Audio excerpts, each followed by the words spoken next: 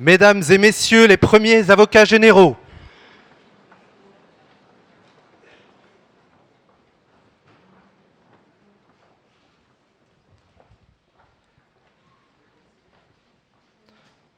Mesdames et Messieurs les présidents de chambre,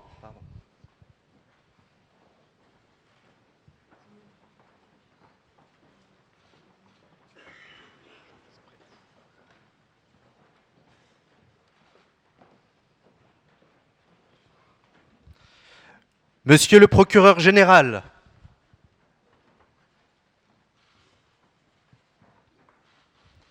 Madame la première présidente,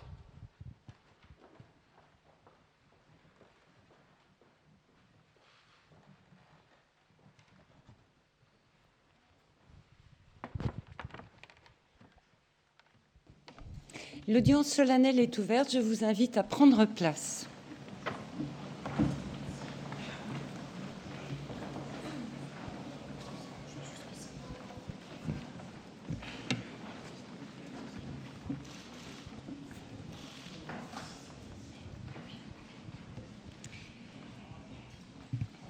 Madame la garde des Sceaux, la Cour de cassation vous remercie de votre présence fidèle à cette audience qui témoigne du vif intérêt porté à nos travaux et marque le début d'une nouvelle année porteuse de projets structurants pour notre institution.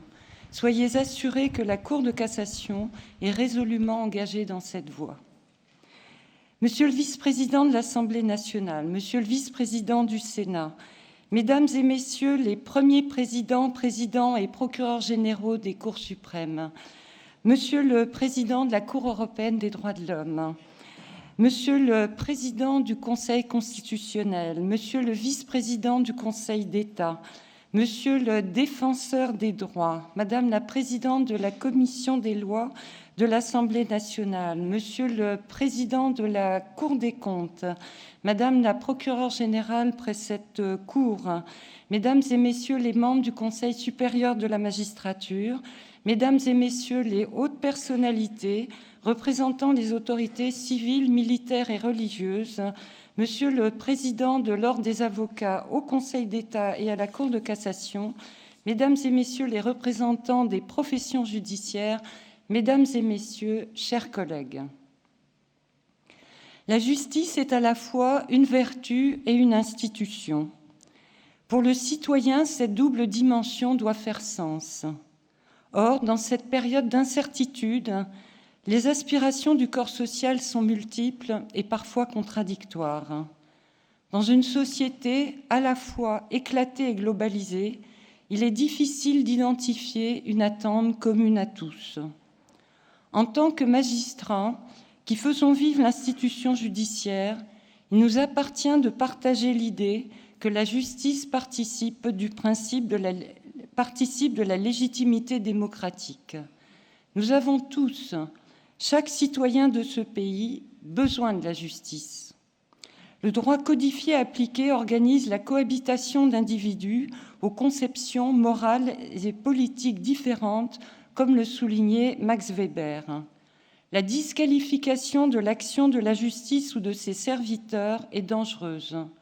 Pour autant, j'entends l'incompréhension de la société à son égard et je pense qu'il est urgent d'agir pour restaurer la confiance. L'appareil judiciaire est souvent considéré comme nébuleux, son organisation opaque, son vocabulaire trop technique. Pour sortir d'une perception abstraite et stéréotypée de la justice, il faut, en tant qu'elle est l'un des fondements de notre contrat social, la rendre plus accessible et repenser notre façon de communiquer. Comme nombre d'observateurs, je constate que la justice n'est pas épargnée par la crise de confiance que traversent les institutions démocratiques. Ce phénomène n'est pas nouveau.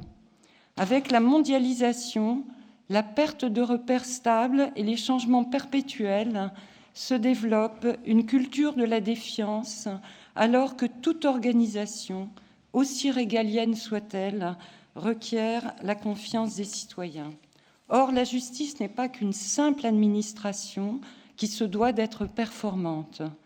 Le juge est avant tout un faiseur de paix sociale qu'il fût hier juge de paix ou juge de proximité, ou aujourd'hui juge du contentieux de la protection, ou encore des affaires familiales. Il participe à la restauration du lien brisé par le conflit. Les tribunaux, toujours autant sollicités, offrent un lieu de médiation, au sens premier, qui est de permettre l'accès à un tiers. Mais si le fonctionnement des juridictions est encore trop complexe, si le temps de l'intervention conduit au découragement des justiciables, ou si la décision est perçue comme décalée par rapport à leur propre réalité, alors l'incompréhension reprend le dessus. Nous sommes aujourd'hui témoins d'une confrontation majeure entre les institutions et les citoyens qui n'épargne pas la justice. Je suis convaincue que dans ce contexte de crise récurrente, le droit est plus que jamais vecteur de régulation sociale et que l'institution judiciaire qui a vocation à répondre aux conflits doit avant tout être comprise, humaine et proche, sans donner à voir une approche trop surplombante. La Cour de cassation, malgré la place toute particulière qui est la sienne, ou précisément en raison de cette place, au sommet de la pyramide judiciaire, n'est ni indifférente, ni éloignée de ce besoin de lien social et d'espace de dialogue. Elle en fait pleinement partie et entend le rappeler avec force. Beaucoup a été déjà fait pour réduire la fracture entre la justice et les justiciables. Pourtant, j'observe que malgré l'engagement sans cesse renouvelé des magistrats et fonctionnaires de justice, des progrès restent à faire. Convaincue de cette urgente nécessité, je souhaite à la fois conduire avec les magistrats de la Cour des réformes au sein de la Cour de cassation et accompagner les transformations nécessaires de l'institution judiciaire dans son ensemble, en lien avec les cours d'appel, dès lors que l'on aborde l'office juridictionnel. Vous l'aurez compris, la Cour de cassation ne mène pas ses réflexions pour elle-même, mais bien dans la perspective d'être plus accessible, mieux comprise et mieux entendue par ceux auxquels elle s'adresse. Le rôle de la Cour de cassation est de trancher les questions de droit, mais elle n'entend pas seulement dire le droit. Par ses arrêts, elle entend s'adresser à tous, autant à la communauté des juristes, professionnels du droit, qu'aux personnes intéressées par le litige et l'ensemble des citoyens. La technique juridique utilisée par le juge pour rendre ses décisions ne saurait être une fin en soi, mais bien le moyen de servir cette ambition. En effet, il faut se garder de considérer le formalisme juridique comme l'achèvement indépassable de la rationalité juridique. Le droit ne se dit pas de lui-même. C'est bien là tout l'enjeu du rôle du juge de cassation, confronté à la multiplication des réformes législatives et à une demande de justice toujours croissante. En 2019, près de 18 000 décisions civiles ont été rendues par la Cour de cassation, qui concernent les libertés individuelles, l'activité économique et sociale du pays, les droits des entreprises, la famille, le patrimoine de l'ensemble des justiciables, personnes physiques et personnes morales. En dépit de cette activité très importante, la Cour de cassation a rempli son rôle normatif, tout en veillant à rendre une justice ancrée dans le réel, et ce à quoi je me suis engagée lors de mon installation et que j'entends mener à bien. 8 groupes de travail ont été créés depuis septembre dernier, avec pour objectif de trouver une réponse adaptée aux défis qui sont les nôtres. Faire face à plus de 25 000 pourvois en matière civile et pénale. Définir la place du droit international et européen dans la hiérarchie des normes. Améliorer la lisibilité des décisions rendues. Asseoir le rôle normatif de la Cour de cassation. Poursuivre ses relations institutionnelles. Renforcer les échanges avec ses homologues étrangers en Europe et dans le monde. Les préconisations des groupes de travail attendus au printemps prochain, c'est-à-dire dans quelques semaines, seront le fruit d'une importante concertation et d'une collaboration étroite avec les magistrats du siège, les magistrats du parquet général, les avocats au conseil et les cours d'appel. À ce titre, je me réjouis de partager avec Monsieur le procureur général une même vision dynamique de la Cour de cassation dans le paysage judiciaire et institutionnel. Je tiens également, tout particulièrement, à remercier Monsieur le Président Boré, qui a accepté avec enthousiasme de participer avec plusieurs de ses confrères à la réflexion engagée par les différents groupes de travail. Je saisis cette occasion pour saluer son dauphin, Maître Molinier, avec lequel, je le sais, les relations seront tout aussi fructueuses.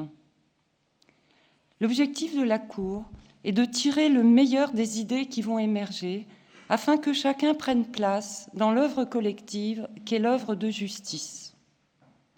J'entends coordonner l'ensemble des travaux menés afin de parvenir à des projets d'ampleur à court, moyen et plus long terme.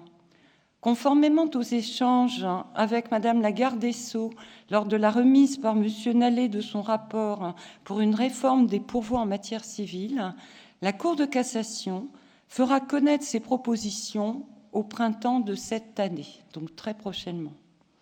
La Cour de cassation s'est en effet engagée dans une réflexion sur le traitement différencié des affaires dont elle est saisie pour déterminer celles qui justifient, plus que d'autres, une étude approfondie. La Cour sera ainsi mieux en situation de maîtriser ses champs d'intervention prioritaires. Ainsi, elle entend déployer les moyens nécessaires à une politique de traitement en profondeur des questions de droit pertinentes ou sensibles, ce qui implique que puissent être traités par la voie du rejet simplifié un nombre plus conséquent d'affaires dans la mesure où la jurisprudence est parfaitement établie. Je pense utile de rappeler que l'office du juge, et particulièrement du juge de cassation, est moins lié à son impérium qu'à sa capacité de dire le droit, de mettre en récit une affaire et d'apporter un dénouement à ce récit par une décision de justice. C'est cela, rendre la justice. Ainsi, la capacité d'influence du juge dans une décision dont le public est plus large que les parties directement concernées sera consacrée.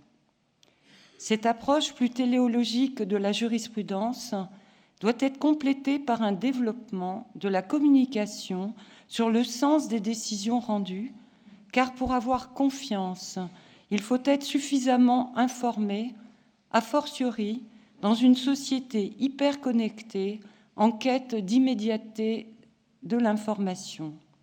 C'est pourquoi il nous faut aussi dépasser une conception purement servicielle des attentes à l'égard de l'institution judiciaire et en miroir, se garder d'y répondre par une vision exclusivement managériale.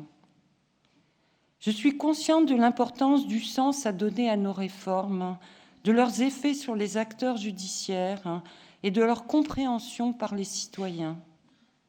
La réflexion sera bien sûr enrichie grâce aux universités avec lesquelles les liens, déjà étroits, vont être renforcés.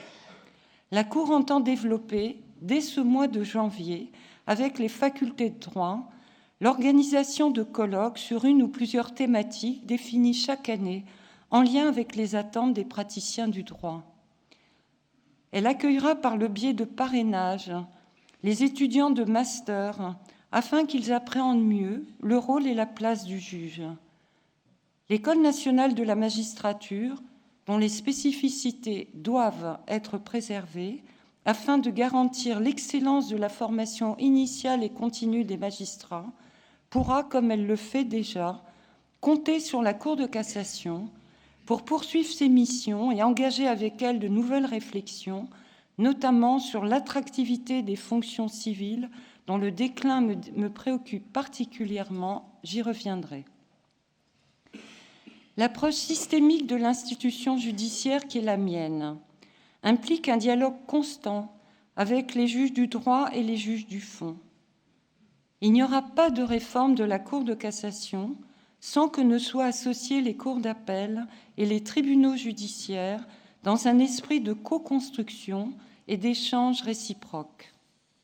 En interne, pour faciliter la compréhension directe de ces décisions, qui constitue un des supports essentiels de communication de sa jurisprudence, la Cour de cassation s'est engagée dans une nouvelle méthode de rédaction de ses arrêts. Cette réforme ne saurait être réduite à un simple changement de style. Saluée par une grande partie de la doctrine, le passage au style direct favorise la lecture et par là même clarifie le raisonnement juridique. Il marque une véritable rupture culturelle car il s'accompagne d'une approche beaucoup plus contextualisée et pragmatique de la règle juridique dans une démarche de qualité destinée à assurer le crédit de la justice et accroître la confiance qu'on lui porte. De même, la motivation enrichie est clairement au service de la compréhension de la décision pour répondre non seulement aux attentes des citoyens, mais également pour être en phase avec la jurisprudence de la Cour européenne des droits de l'homme et la Cour de justice de l'Union européenne. Dans cette perspective également, la Cour de cassation a généralisé le contrôle de conventionnalité. Il s'agit pour la Cour de vérifier qu'une règle de droit interne ne conduit pas à porter, en soi ou par son application concrète, une atteinte disproportionnée à un droit fondamental garanti par une norme nationale ou par une convention internationale, et ce au regard du but légitime poursuivi par cette règle. La Cour fait ainsi œuvre de pédagogie pour permettre une meilleure compréhension, mais aussi une meilleure appropriation de la décision dans des domaines qui concernent directement les personnes, comme la liberté d'expression ou la protection de la vie privée. Elle remplit ainsi son rôle d'adaptation de la loi aux attentes de la société, puisque la décision se veut au plus près des données culturelles, économiques et sociales du moment. Au-delà de l'ordre interne, cette entreprise didactique a vocation à renforcer l'attractivité et la compétitivité de notre droit au plan international. En cette année de célébration du 70e anniversaire de la Convention européenne des droits de l'homme, c'est l'action du président de la Cour européenne des droits de l'homme, Linos Alexandre Sicilianos, invité d'honneur de cette audience solennelle de rentrée, que je souhaite saluer. La Cour européenne des droits de l'homme est en effet un parfait exemple de cette œuvre de justice pacificatrice que j'évoquais en introduction de mon propos. La jurisprudence de la Cour s'illustre par une remarquable adaptation des normes de la Convention, conçue comme un instrument vivant à l'évolution des sociétés européennes et au dialogue constant avec les juridictions nationales. Je vous remercie, Monsieur le Président Sicilianos, de nous honorer de votre présence. Votre engagement dans le domaine de la protection des droits de l'homme a été constant, que ce soit dans le cadre de votre brillante carrière universitaire ou au travers des différents mandats que vous avez exercés au sein des Nations Unies et de l'Union européenne. Je tiens particulièrement à saluer votre implication personnelle dans le cadre de la présidence française du Comité des ministres du Conseil de l'Europe, notamment à l'occasion de la conférence des chefs des cours suprêmes organisée dans ces lieux les 12 et 13 septembre derniers et consacrée au dialogue des juges. Soyez assurés que la Cour de cassation partage votre conviction que l'état de droit et le dialogue des juges sont intimement liés et que l'harmonie entre les juges participe de la démocratie véritable et effective. Mesdames et messieurs les premiers présidents et procureurs généraux des cours suprêmes du Royaume-Uni, de Belgique, de Roumanie, d'Allemagne, du Maroc, de Tunisie, d'Irlande et de Monaco, Monsieur le Président de la Cour commune de justice et d'arbitrage de l'OHADA, je suis particulièrement honorée de votre présence à cette audience de rentrée. Mesdames et Messieurs les membres du Conseil supérieur de la magistrature, autorité constitutionnelle, garante de l'indépendance juridictionnelle, je souhaite saluer vivement l'action que vous menez en faveur de l'amélioration de la gestion des ressources humaines des magistrats, comme votre contribution au rayonnement du Conseil, tant en interne qu'au-delà des frontières, en particulier auprès de nos partenaires européens et francophones. La Cour mène également des échanges nourris avec le Conseil constitutionnel et le Conseil d'État sur des sujets d'intérêt commun, notamment en prévision de la célébration des 10 ans de la question prioritaire de constitutionnalité. Je vous remercie, Monsieur le Président du Conseil constitutionnel et Monsieur le Vice-président du Conseil d'État, pour la qualité et la richesse de nos relations. C'est dans un esprit de dialogue constant que j'entends conduire les réformes précédemment évoquées, car je le répète, il n'y aura pas de réforme possible de la Cour de cassation sans une étroite coopération avec les juges du fond ni une reconsidération de leur méthode de travail. Même si nos places et nos rôles diffèrent, nous appartenons à un seul ensemble, l'institution judiciaire, dont le rôle premier est de rendre la justice, et pour ce faire, nous sommes continuellement en interaction. Je souhaite à cet égard saluer tout particulièrement le travail des magistrats et fonctionnaires des tribunaux judiciaires et des cours d'appel. Je les félicite pour leur immense investissement et leur indéfectible sens du service qui les conduit, en dépit de conditions parfois difficiles et à bien des égards perfectibles, à accomplir leur mission avec un engagement remarquable. La mission d'harmonisation de la jurisprudence dévolue à la Cour de cassation exige une continuité dans nos relations avec les cours d'appel.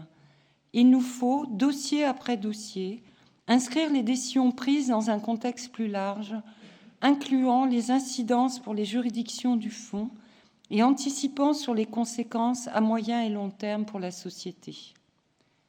Une autre mission de la Cour de cassation est de sécuriser l'interprétation de la loi, d'assurer l'unité du système juridique. Sécuriser l'interprétation de la loi implique de faire en sorte que tous les juges la comprennent dans le même sens.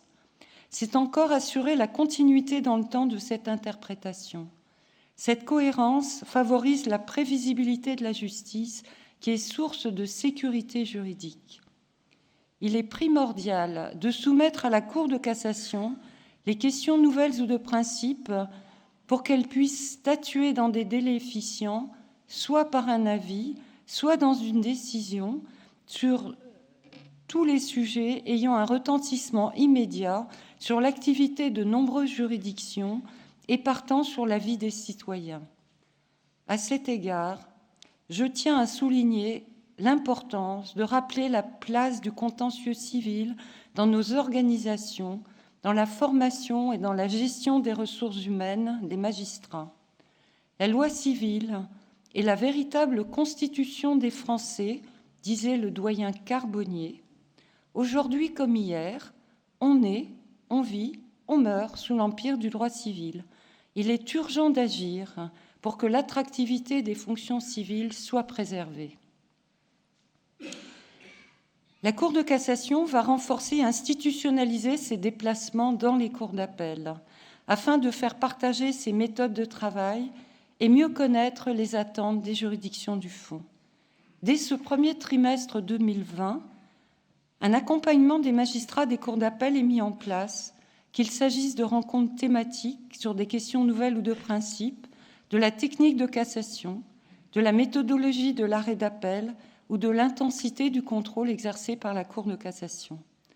Des outils méthodologiques seront développés ensemble, tels les bibliothèques de motivation pour les contentieux qui intéressent un grand nombre de justiciables, droit de la construction, droit des peines, contentieux familial, droit des étrangers. Cette étroite collaboration trouvera encore à s'exprimer avec la diffusion de l'ensemble des décisions de justice, encore appelées open data, littéralement données ouvertes. En ce domaine, la Cour de cassation a une responsabilité toute particulière. Tout est à construire en lien avec le ministère de la Justice et Madame la Ministre. Il s'agit pour moi d'un chantier prioritaire. L'enjeu de l'open data est majeur puisqu'il s'agit de permettre aux acteurs du droit et de la justice, comme aux citoyens, d'accéder à l'ensemble des décisions pour une meilleure prévisibilité de la jurisprudence. Mon objectif est de parvenir à une diffusion large et rapide des arrêts des cours d'appel qui actuellement ne le sont qu'en nombre relativement limité sur Jurica et dont moins de 1% est disponible sur le site Légifrance, soit environ 10 000 décisions par an, alors que 3,9 millions de décisions sont rendues par l'ensemble des juridictions françaises chaque année. La question de la mise en œuvre de l'open data est primordiale, car la condition indispensable de l'accès à la jurisprudence est d'assurer la protection de la vie privée par l'anonymisation de l'ensemble des décisions rendues accessibles. Cette diffusion va supposer la création d'un programme de référencement des décisions en lien étroit avec l'ensemble des cours d'appel. Lors d'une rencontre récente avec les premiers présidents des cours d'appel, j'ai souhaité partager avec eux ce projet majeur pour l'ensemble de l'institution. Je me félicite des échanges d'ores et déjà engagés qui m'autorisent à penser les prochaines étapes dans le cadre d'un projet commun. La Cour de cassation, ensemble les magistrats de France et les fonctionnaires de justice s'engagent à relever le défi en utilisant les potentialités des technologies appliquées au droit. La transformation numérique induit une modification radicale de nos méthodes de travail. Les nouveaux outils développés conduiront probablement à l'automatisation de certaines tâches. L'intelligence artificielle offrira une assistance croissante aux professionnels du droit. Toutefois, la qualité de ces outils et l'accompagnement des magistrats et des fonctionnaires dans cette transformation seront essentiels. Une réflexion concrète, transversale, avec tous les acteurs concernés, et notamment la Commission nationale informatique et liberté, me paraît indispensable. Pour conclure, consciente des mutations en mouvement, des attentes qui évoluent, l'institution judiciaire doit rester en prise avec son temps et la société. Cette rentrée est pour moi l'occasion de partager avec vous ma vision des réformes nécessaires et des perspectives envisageables pour une institution bien plus inscrite dans le réel que l'image qu'elle renvoie. La justice doit davantage se donner les moyens d'être comprise pour ce qu'elle est et ce qu'elle fait pour le quotidien des citoyens. Si l'interdépendance des systèmes et des humains rend encore plus complexe toute évolution de notre système juridique, soyons toutefois résolument confiants en la capacité qui a été toujours la nôtre à nous adapter aux grands défis mondiaux et nationaux de demain, tout en gardant notre identité. Monsieur le procureur général, vous avez la parole. Merci Madame la Première Présidente.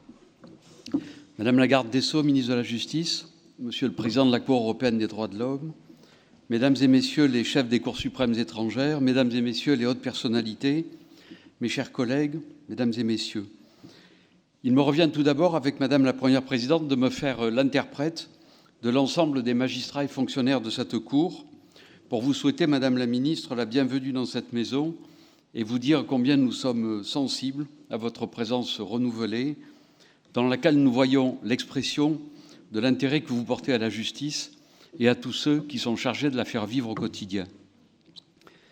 Ni rite désuet, ni séance académique, l'audience solennelle de rentrée à laquelle vous êtes conviés aujourd'hui est au contraire le signe de la vie, l'occasion de rendre des comptes de son action et d'annoncer un lendemain en traçant des perspectives d'action.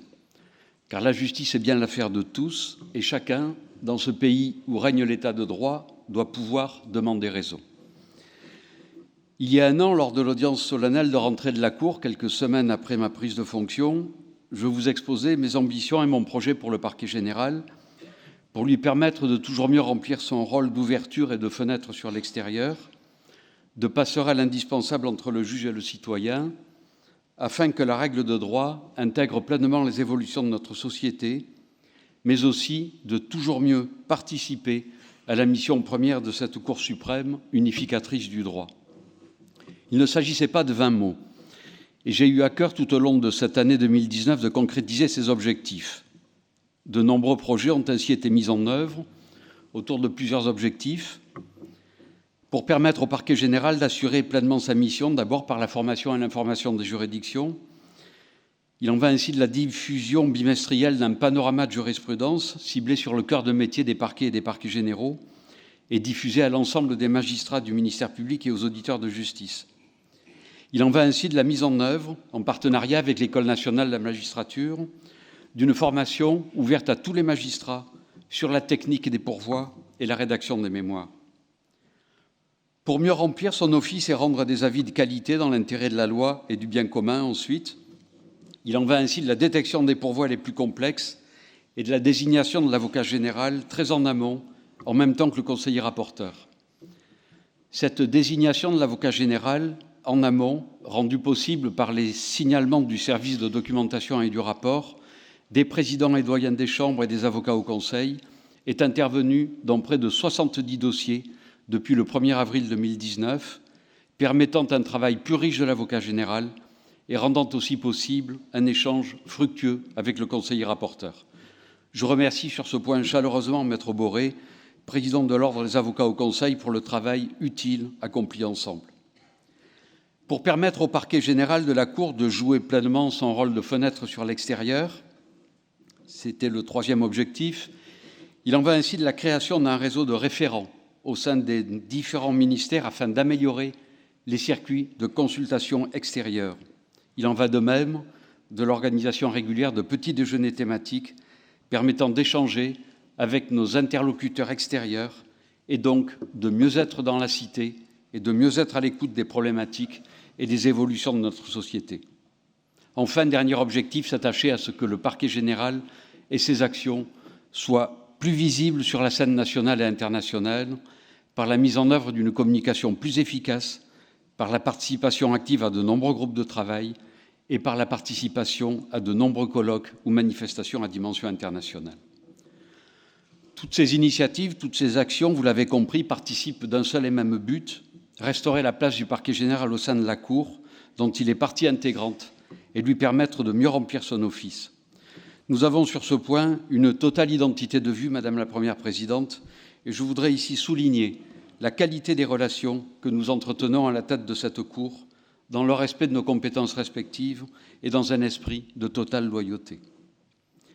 2019 a été une année de renouveau pour la Cour de cassation, avec l'extension progressive du contrôle de proportionnalité, l'arrivée de l'open data, l'adoption du style direct, effectif depuis le 1er octobre dernier, et de la motivation enrichie dans les arrêts constituant un revirement ou un infléchissement de jurisprudence.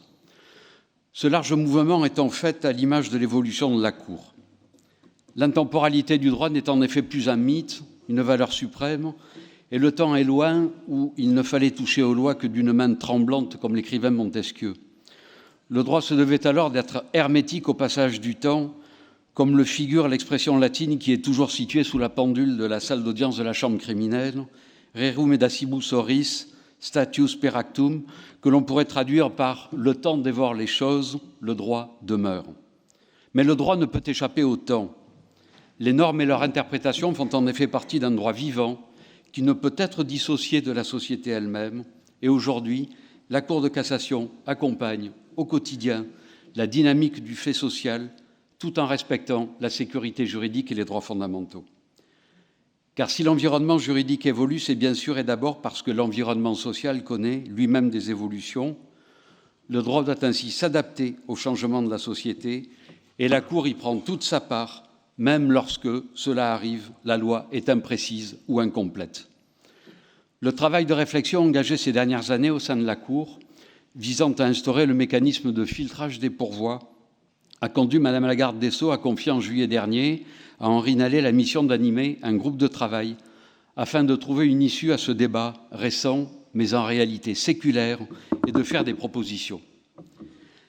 Le rapport de M. Nallet, dont il faut souligner la lucidité et qui échappe à l'habituelle langue de bois, a formulé 4 propositions et conclut en écrivant que le destin se mesurera à l'aune de cette réflexion que je cite. Ce n'est qu'en élargissant notre regard à toute l'institution de la justice que l'on peut apporter une forme de réponse au mystère français. La difficulté constatée à instaurer un système de sélection des pourvois devant la Cour de cassation ne trouve son explication je cite toujours M. Nallet, que dans la place que notre société réserve ou concède à l'institution judiciaire et aux juges. Il est vrai que quand on réforme la Cour de cassation, on touche à l'ensemble de l'institution judiciaire et de son organisation. Il importe, à mon sens, aujourd'hui de préserver un certain équilibre dans les missions qui sont celles de la Cour. Permettre au juge de cassation de remplir à la fois son rôle de régulateur, en exerçant pleinement un contrôle de la bonne application des lois et de la régularité des décisions du fond, d'une part, et son rôle en matière d'harmonisation de l'interprétation de la loi grâce à la portée normative de ces décisions, d'autre part. Ces deux missions sont essentielles et étroitement liées l'une à l'autre. En effet, c'est à l'occasion du contrôle de légalité que le juge de cassation repère les insuffisances de la loi et les comble en consacrant une jurisprudence, et c'est grâce à ce contrôle qu'il unifie l'interprétation du droit et veille à la sécurité juridique. On touche donc bien là à un point capital qui a bien sûr besoin de l'expertise de la communauté juridique, mais le droit n'appartient pas à la communauté des juristes, pas seulement, il relève de choix éminemment politiques sur l'accès aux juges et sur la qualité de la justice. Je me bornerai à évoquer deux des 4 propositions du rapport Nallet. La première est relative à la mise en œuvre de circuits différenciés des pourvois et vise à apprécier la difficulté du pourvoi afin de déterminer quel sera le traitement le plus adapté à son examen, et ce dans le but d'optimiser, d'améliorer et de renforcer le temps et la qualité du travail à la Cour de cassation. Elle est de fait tout à fait complémentaire du travail que vous avez engagé dès votre arrivée, Madame la Première Présidente, avec la constitution de nombreux groupes de travail, dont l'un est plus spécifiquement consacré aux méthodes de travail de la Cour et doit rendre les conclusions de ses travaux dans quelques semaines. Vous l'avez dit, il suffira ensuite de déterminer, en lien avec vous, Madame la Ministre, quelles propositions méritent d'être formalisées dans un projet de loi afin d'assurer leur pérennité, comme le préconise le rapport Nallet. Le champ de la réflexion est donc très largement ouvert. Les circuits différenciés pourraient ainsi se traduire par une hiérarchisation des choix, soit vers un circuit court du dossier, ce qui serait une procédure renforcée d'irrecevabilité ou de non-admission, soit vers un circuit normal relevant des formations de section ou formations restreintes, soit enfin vers un circuit renforcé se traduisant par une désignation concomitante du conseiller rapporteur et de l'avocat général et nécessitant potentiellement une consultation extérieure ou une étude du service de la documentation et du rapport. Dans ce cas, pourrait peut-être aussi intervenir une ou plusieurs séances d'instruction. La seconde proposition du rapport Nallet que je souhaite évoquer concerne le parquet général. En effet, poser la question de la réforme de la Cour de cassation, c'est aussi et nécessairement poser la question de la place, du rôle et du statut de l'avocat général. Vous avez noté que je parle de l'avocat général et non du procureur général.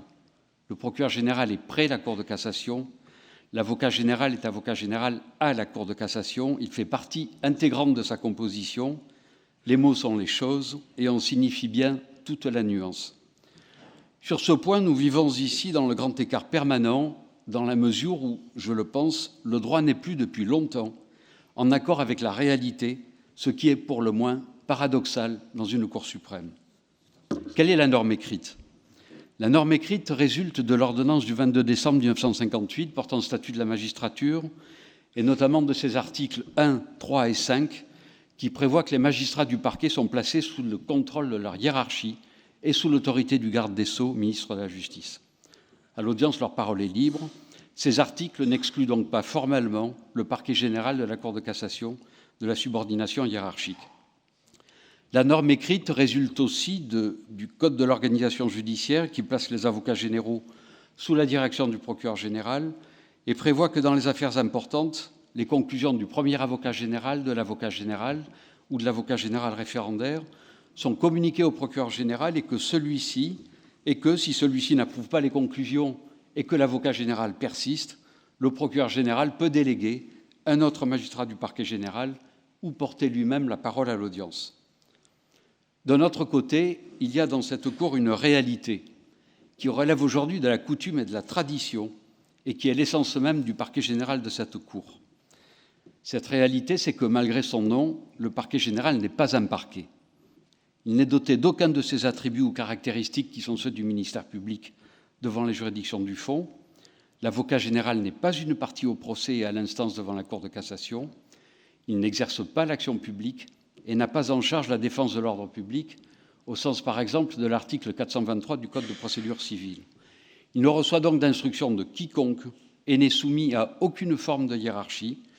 L'avocat général est ainsi indépendant du procureur général qui ne peut lui donner d'instruction et qui est en réalité l'animateur d'une équipe dont tous les membres sont indépendants. De même, il n'y a ni lien hiérarchique, ni à proprement parler de lien organique entre l'avocat général à la Cour de cassation et les parquets des cours d'appel et des tribunaux de grande instance. L'avocat général n'est donc pas non plus le relais nécessaire devant la Cour des pourvois formés par les procureurs généraux.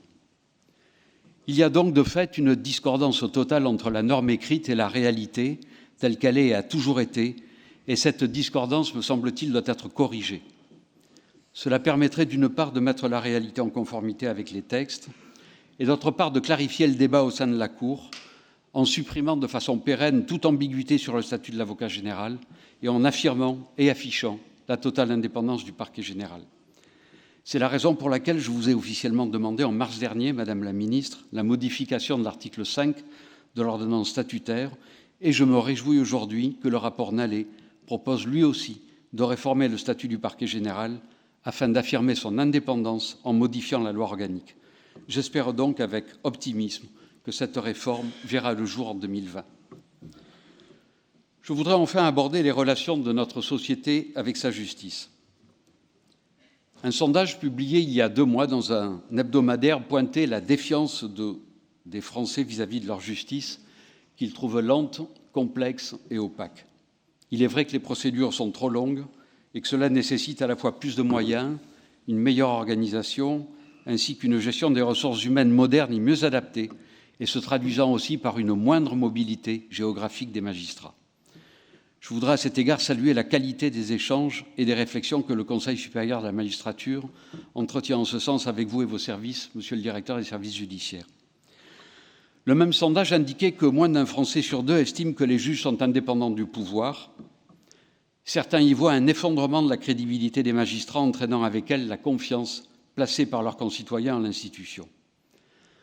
Dans le même temps, ces derniers mois, les attaques dénonçant une politisation de la justice et le manque d'indépendance du parquet se sont multipliées, tout comme se sont multipliés les affrontements et les prises à partie de magistrats, accusés soit de mener un combat qui ne serait que le leur propre, et ainsi accusés de remplir une mission de justicier dont ils seraient les seuls à définir les objectifs et les limites, soit à l'opposé, d'être les bras armés du pouvoir politique.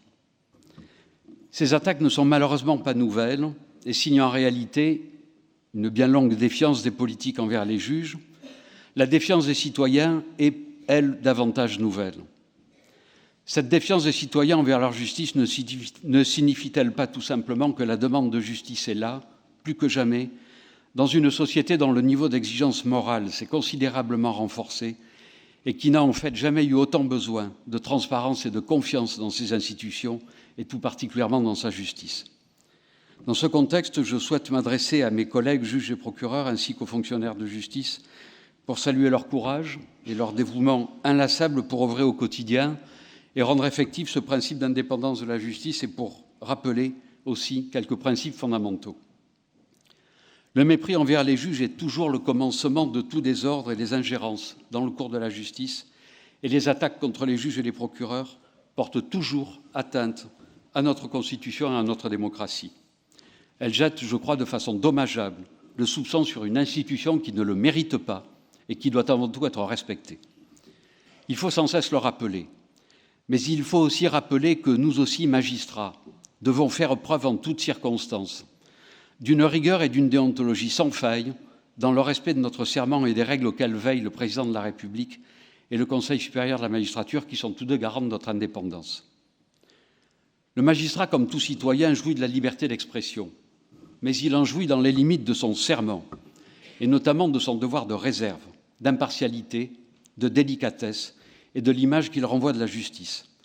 Ce droit de réserve poursuit en effet une finalité particulière, et comme le souligne régulièrement la Cour européenne des droits de l'homme, Monsieur le Président, la parole du magistrat, contrairement à celle de l'avocat, est perçue comme l'expression d'une appréciation objective qui engage non seulement celui qui s'exprime, mais aussi toute l'institution de la justice. En tant que garante de la justice comme valeur fondamentale dans un État de droit, l'institution judiciaire doit donc, à l'évidence, jouir de la confiance des citoyens pour mener à bien sa mission.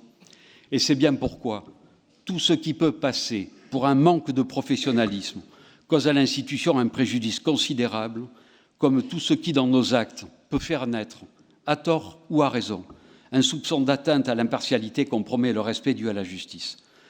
Nous devons donc, nous magistrats, en toutes circonstances, faire donc preuve d'une très grande vigilance et toujours observer la nécessaire réserve à l'impartialité de nos décisions et à la confiance du justiciable. C'est d'ailleurs bien là tout le sens du nouveau recueil des obligations déontologiques qui vient d'être diffusé par le Conseil supérieur de la magistrature et qui contient de larges développements sur ces problématiques. Mes derniers mots seront pour les magistrats du ministère public de notre pays. Magistrats qui manifestent chaque jour dans leur exercice professionnel avec un dévouement exceptionnel leur aptitude à assumer leurs fonctions dans le souci du bien commun.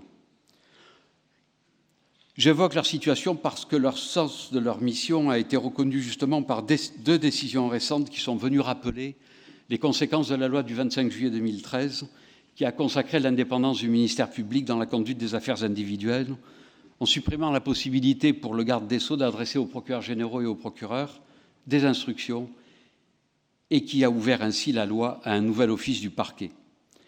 La Cour de justice de l'Union européenne, d'abord, dans sa décision du 12 décembre 2019, a estimé que le parquet français répondait aux exigences d'indépendance requises pour émettre un mandat d'arrêt européen. Elle a reconnu que les magistrats du parquet français disposaient du pouvoir d'apprécier de manière indépendante, notamment par rapport au pouvoir exécutif, la nécessité de l'émission d'un mandat d'arrêt européen et son caractère proportionné, et qu'ils exerçaient, je cite la Cour, ce pouvoir objectivement en prenant en compte tous les éléments à charge et à décharge.